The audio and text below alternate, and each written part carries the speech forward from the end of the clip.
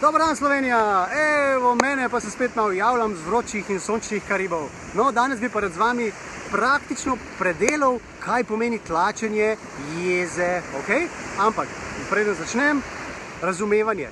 Jezo tlačimo v naša jetra. Jetra so tisti rezervoar za te stvari, ok, za te emocije. In ta kozarc simbolizira praktično naša jetrčka.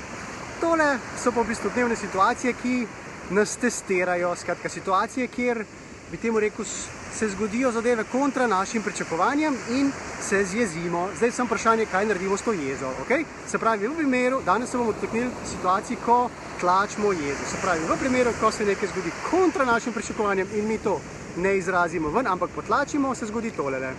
Naša jetrčka so že malo polna in to mi delamo vsak dan, večkrat čez dan, večkrat čez teden, večkrat čez mesec, večkrat čez leto in se dodaja in dodaja in dodaja in dodaja.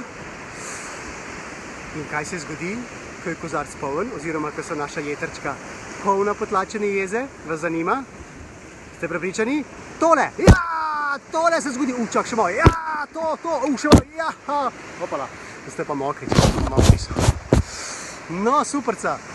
Da razložim, kaj to pomeni. Jaz sem dal vso jezo ven, vso potlačeno jezo sem spraznil iz sebe.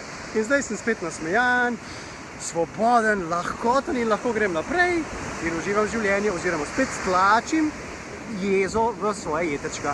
Kar se tiče pa tebe, kaj pa pri tebi? Ja, verjetno da šoka, ne? Kako je lahko en nasmejan, vesel fant na Karibih tlačil oziroma tako eksplodiral?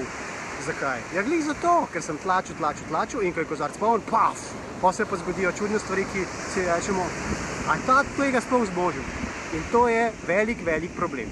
Skratka, zdaj me pa zanima, ali si ti tudi tak, ki tlačiš jezo, oziroma imaš situacije, kjer imaš teste na tem področju. Če imaš, klikaj en like, da vidim, koliko nas je, ok? Jaz vem, da imam, tako da jaz ga bom tudi še kliknil. Ajde, srečno, lep pozdrav do naslednjič, čau!